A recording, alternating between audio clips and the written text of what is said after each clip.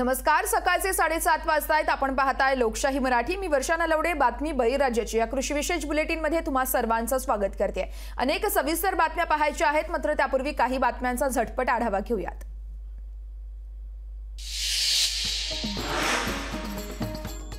हिंगोलीत शासनाचं कापूस खरेदी केंद्र नसल्यानं खुल्या बाजारात व्यापारी शेतकऱ्यांची लूट करत होते. मात्र आता शासनाचे सीसीआय खरेदी केंद्र सुरू झाल्यानं खासगी बाजारात देखील कापसाला चांगला भाव मिळतोय. यामुळे शेतकऱ्यांना मोठा दिलासा मिळाल्याचं पाहायला मिळतंय.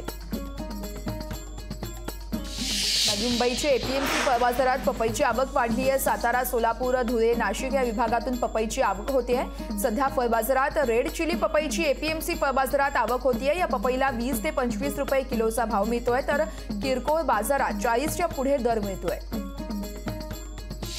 सोलापूरच्या कृषी बाजार समितीमध्ये कांद्याची आवक घटली आहे. सोलापूरच्या कृषी उत्पन्न बाजार समितीत 150 ते 200 गाड्यांची कांद्यांची आवक झाली आहे. 15 दिवसांपूर्वीच 700 ते 1000 कांद्यांच्या गाड्यांची आवक झाली होती. दरम्यान कांद्याची आवक कमी झाली, मात्र यावरती दरावरती कोणताच परिणाम झाल्याचं पाहायला मिळत नाहीये. सातारा जिल्ह्यातील पाटण तालुक्यातील सह्याद्री व्याघ्र प्रकल्प आणि चांदोली नॅशनल पार्क अंतर्गत गावांमधील शेतीचं मोठ्या प्रमाणात नुकसान झालंय. वन्य प्राण्यांच्या कळपांच्या हैदोसामुळे हात तोंडाशी आलेला घास हा हिरावून घेतला जातोय. नांदेड जिल्ह्यात वादळी वाऱ्यासह पाऊस झालाय, तसेच गारपीट देखील झाली आहे. त्यामुळे शेती पिकांचं मोठं नुकसान झालंय. जिल्हा प्रशासनाच्या वतीनं नुकसानीचे पंचनामे करण्यात आले, तर जिल्ह्यातील 17,229 हेक्टरवरती पिकांचं नुकसान झाल्याचा अहवाल हा जिल्हा प्रशासनानं राज्य शासनाकडे पाठवला आहे. जळगाव जिल्ह्यातील शिरसोलीमध्ये मोठ्या प्रमाणात पानमळे आहेत. या पानमळ्यांवरती आता संकट आल्याचं पाहायला मिळतंय, कारण पानमळ्यातील विड्यांच्या पानावरती अज्ञात रोगामुळे पान उत्पादक शेतकरी हवालदिल झालाय. तर उपाययोजना करून देखील रोगाच्या प्रादुर्भावामुळे विड्याच्या पानांचं मोठं नुकसान झाल्याचं पाहायला मिळतंय. सोलापूरच्या कृषी उत्पन्न बाजार समितीमध्ये लाल मिरचीची आवक वाढली आहे. 2000 ते 3000 गोण्या मिरचीची आवक झाली आहे. 13,000पासून ते 16,000पर्यंत प्रति क्विंटल भाव मिळतोय. तर सर्वच मिरचीचे माल हा कर्नाटकातून येत असल्याची माहिती व्यापाऱ्यांकडून देण्यात आली आहे. साताऱ्यातील संगम माहुलीजवळ शेतकरी गेल्या 8 वर्षांपासून रेशीम शेती करतायत. तर 1 एकर क्षेत्रात वापर करत V1 या तुतीवाणाची लागवड करण्यात आली आहे. तर 2017 मध्ये राहत्या घराच्या मागे 50 बाय 20 फूट या लांबी आणि रुंदीचं शेड त्यांनी उभारलं. या कामासाठी सुमारे 3 लाख रुपये खर्च केलाय. आता ते रेशीम शेतीतून चांगले उत्पन्न देखील मिळवत आहेत.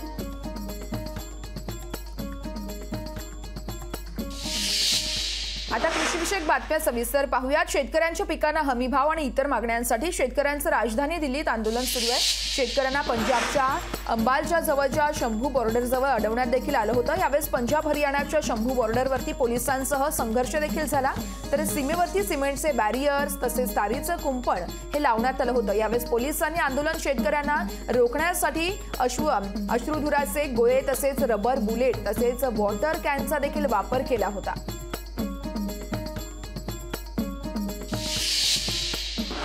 तर हमी भावासाठी शेतकरी देशाच्या राजधानीत आंदोलन करतायत. मात्र पंतप्रधान विदेश दौऱ्यावरती असल्याचं म्हणत संजय राऊत यांनी पंतप्रधान नरेंद्र मोदी यांच्यावर हल्लाबोल केलाय. तसेच शेतकऱ्यांच्या शेतमालाला हमी भाव द्यावा अशी मागणी देखील संजय राऊतांनी केली आहे. हिंदुस्थानच्या राजधानीमध्ये जर शेतकरी येणार असेल आपले प्रश्न मांडण्यासाठी आणि जर त्याला रोखलं जात असेल तर ही एक प्रकारची हुकुमशाही, एकाधिकारशाही, झुंडशाही आणि गुंडगिरी सरकारची सुरू आहे. तुम्ही स्वामीनाथन यांना भारतरत्न देता. भारतरत्न स्वामीनाथन यांनी शेतकऱ्यांच्या शेतमालासंदर्भात किंवा कृषी संदर्भात काही सूचना केल्या होत्या, काही मार्गदर्शन होतं. त्यात हमीभाव शेतकऱ्यांना मिळावा अशी त्यांची मागणी होती. ज्या पद्धतीनं शेतकऱ्यांवर तोफा रोखलेल्या आहेत, अश्रुधूर सोडला जातो, त्याचा निषेध आम्ही करतो, धिक्कार करतो. स्वातंत्र्य काळामध्ये सुद्धा शेतकऱ्यांनी आंदोलनं केली आहेत. लाला लजपतराय त्याचे नेते होते, सगळ्यांना माहिती, आणि पंजाबचेच होते ते. ब्रिटिशांनी केलेल्या लाठीमारात लाला लजपतरायांचं निधन झालं आणि मग शेतकऱ्यांचं आंदोलन पेटत राहिलं. आता सुद्धा मोदी सरकार हे शेतकऱ्यांवर गोळीबार करण्याच्या मनस्थितीमध्ये आहे.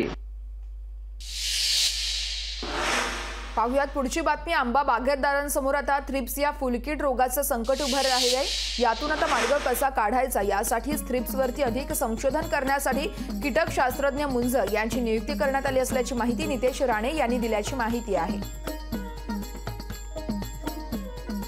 थ्रिप्सचा शेवटचा रोग आंब्यावर येणार नाही भविष्यामध्ये, पण कुठलाही ही अशी हिंमतच होता कामा नाही आमच्या शेतकऱ्यांना आणि आंबा बागायतदारांना फसवण्याची। त्याचे हात कापले पाहिजे। ते नाही बाबा देवगड आणि या सिंधुदुर्गामध्ये अशी मस्ती करायची नाही। म्हणून जे काय बैठका जिथे 100 बैठका घ्यायला लागतील तर घेणार, पण एकदाच ही जे काय म्हणजे ही जी काय चुकीची पद्धत आहे ना ती आम्ही मोडून काढणार।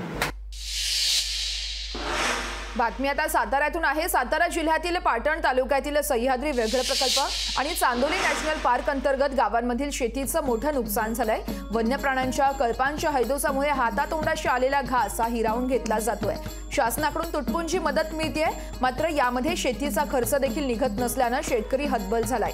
या संदर्भात आढावा घेतलाय आमचे प्रतिनिधी शशिकांत सूर्यवंशी यांनी। आपण पाहूयात। साताऱ्यातल्या पश्चिम घाट परिसर म्हणून समजल्या जाणाऱ्या पाटण तालुक्यातील अनेक गावांमध्ये रानगाव्यांनी आणि डुकरांनी हैदोस घातलेला आहे आणि शेतकऱ्याचं जे हातातोंडाशी आलेलं पीक आहे ते नास्तानुभूत करताना आपल्याला हे या ठिकाणी पाहायला मिळतंय। सध्या या परिसरामध्ये आपल्याला भुईमुंग पिकाचं पीक घेताना आपल्याला पाहायला मिळतंय। त्याचबरोबर बाजरी असेल, मका असेल, गहू असेल अशा अनेक पिकं या ठिकाणी शेतकरी करत असतात आणि रात्रीच्या वेळेला या सह्याद्री व्याघ्र प्रकल्प आहे किंवा प्रादेशिकमध्ये अनेक जी जंगली श्वापद आहेत हे रात्रीच्या वेळेला हा संपूर्ण पट्ट्यामध्ये हैदोस घालतात आणि यामुळेच शेतकरी मात्र हतबल झाल्याचं चित्र पाहायला मिळतंय। या ठिकाणच्या जंगली श्वापदांचा बंदोबस्त करण्याची मागणी सध्या या परिसरातील शेतकऱ्यांकडून केली जाते। यामुळे या परिसरामध्ये आता शेती करणं देखील आता अनेक शेतकऱ्यांनी टाळले गेलेलं आहे। त्यामुळे वन विभागाने याकडे लक्ष देऊन या ठिकाणच्या शेतकऱ्याला खरं तर दिलासा देणं गरजेचं आहे। कॅमेरामन निखिल समी, शशिकांत सूर्यवंशी, लोकशाही मराठी, कराड, सातारा। वळूयात पुढच्या बातमीकडे। जळगाव जिल्ह्यातील शिरसोलीमध्ये मोठ्या प्रमाणात पानमळे आहेत, मात्र याच पानमळ्यांवरती आता संक्रांत आल्याचं पाहायला मिळतंय। कारण पानमळ्यातील विड्यांच्या पानावर अज्ञात रोगानं हल्ला केला, त्यावरती आता पान उत्पादक शेतकरी हवालदिल झाल्याचा पाहायला मिळतोय। उपाययोजना करून देखील रोगाच्या प्रादुर्भावामुळे विड्याच्या पानांचं मोठं नुकसान होत आहे, त्यामुळे आता उत्पन्नात देखील मोठी घट झाली आहे। पानमळ्याच्या लागवडीचा खर्च देखील शेतकऱ्यांना निघत नसल्यानं शेतकरी सध्या चिंतेत सापडलाय। 10 गुंठ्यामध्ये पानमळा लावलेला आहे। पानमळा लावलेला आहे, पहिल्यापासून आम्हाला खर्च इतका लागलेला आहे, तो खर्च आमचा निघाला नाही। कृषी अधिकाऱ्याला सुद्धा दाखवलं, कृषी अधिकाऱ्यांना आम्हाला औषधी दिलं, औषधी 5-5, 7-7 हजाराची औषधी टाकले तरी हे रोगराई सापडलेली नाही। मग आम्ही तरी पण प्रयत्न केला तरी ते आम्हाला सक्सेस झालेले नाही। बातमी आता सोलापुरातून आहे। सोलापूरच्या कृषी उत्पन्न बाजार समितीमध्ये लाल मिरचीची आवक वाढली आहे। 2000 ते 3000 गोण्या मिरचीची आवक झाली आहे। 13,000पासून ते 16,000पर्यंत प्रति क्विंटलला भाव मिळतोय, तर सर्वच मिरच्या हा मिरचीचा माल कर्नाटकातून येत असल्याची माहिती व्यापाऱ्यांकडून दिली जाते। या संदर्भात आढावा घेतला आमचे सोलापूरचे प्रतिनिधी वसीम आतार यांनी। आपण पाहूयात। सोलापूरच्या कृषी उत्पन्न बाजार समितीमध्ये लाल मिरच्याची आवक जी आहे ते आपल्याला वाढताना दिसत आहे। सोलापूरच्या कृषी उत्पन्न बाजार समितीमध्ये ही मिरची दाखल झाल्यानंतर साधारणपणे 13,000हून ते 16,000पर्यंतचा क्विंटलचा भाव जो आहे तो या मिरच्यांना मिळत आहे। एकंदरीत पाहायला गेलं तर 5 जातीच्या मिरच्या ज्या आहेत ते सोलापुराच्या कृषी उत्पन्न बाजार समितीमध्ये दाखल झालेले आहेत। हा जो सर्व माल आहे तो हा माल सगळं पूर्ण मिरचीचा जो आहे तो कर्नाटकातून येत असल्याची माहिती जी आहे ती आपल्याला या ठिकाणी व्यापाऱ्यांनी दिलेली आहे। एकंदरीत पाहायला गेलं तर सोलापूर जिल्ह्यात जे आहे ते मिरचीचं उत्पादन जे आहे ते फार कमी प्रमाणात केलं जातं, त्यामुळे हा मिरचीचा माल जो आहे तो पूर्णपणे कर्नाटकमधून आल्याची माहिती व्यापाऱ्यांनी दिलेली आहे। कॅमेरामन तुषिपसह मी वसीम आत्तार, लोकशाही न्यूज, सोलापूर। नांदेड जिल्ह्यात वादळी वाऱ्यासह मुसळधार असा पाऊस झालाय, गारपीट देखील झाली आहे, त्यामुळे शेतपिकांचं मोठ्या प्रमाणात नुकसान झालंय। त्यामुळे शेतकऱ्यांची चिंता वाढल्याचं पाहायला मिळतंय। तर जिल्हा प्रशासनाच्या वतीने नुकसानीचे पंचनामे केले जात आहेत। जिल्ह्यात 17,229 हेक्टरवरती पिकांचं नुकसान झालंय। संपूर्ण अहवाल हा जिल्हा प्रशासनानं राज्य शासनाकडे पाठवल्याची माहिती आहे। दरम्यान शासनानं तात्काळ नुकसान भरपाई द्यावी अशी मागणी सध्या शेतकरी करतायत। 5 एकरमध्ये गहू, ज्वारी आणि सामान्य छोटं मोठं पीक आपलं पालेभाज्या होतं, भरपूर भरपूर मोठ्या प्रमाणात यांनी नुकसान झाले सर. या नुकसानीला बघायसारखं असं काही राहिलंच नाही. सरकारनं आम्हाला असं सरकार तर आमच्यावर कोपूनच आहे, पण आमच्यावर हे वर्षा आणि हे पाणी पाऊस गारानं घर राहिलं नाही, दार राहिलं नाही. आज आमच्या इथं प्रत्यक्ष मोठ्या अधिकाऱ्यांना येऊन चेक करावं हे माझी अशी कळकळीची विनंती आहे. बातमी आता साताऱ्यातून आहे. साताऱ्यातील संगम माहुलीजवळ शेतकरी गेल्या 8 वर्षांपासून यशस्वी अशी रेशीमची शेती करतात. 1 एकर क्षेत्रात वापर करत V1 या तुती वाणाची लागवड केली आहे. तर 2017 मध्ये राहत्या घराच्या मागे 50 बाय 20 बाय फूट या लांबी आणि रुंदीचं शेड उभारलं होतं. तर या कामासाठी सुमारे 3 लाख रुपये त्यांनी खर्च केला आहे. तर तुतीला मिश्र खतं तसेच अळ्यांच्या विष्ठेचा वापर करण्यात आलाय. तर रोटेशनल पद्धतीनं पाल्याची छाटणी, दर्जेदार पाल्याचं उत्पादन तसेच ठिबक सिंचन आणि गरजेनुसार पाट पाण्याचा वापर देखील करण्यात आलाय.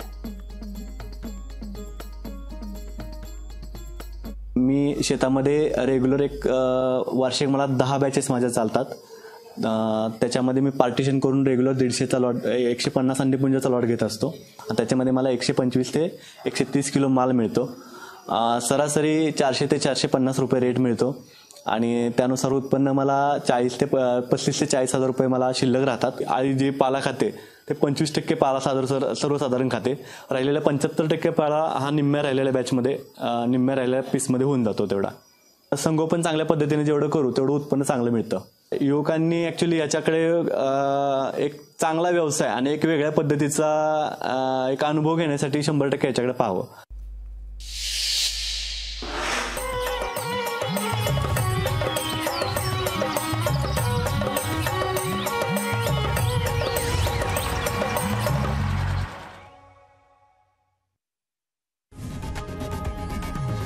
लोकशाही मराठी ऐका, पहा, जागरूक रहा.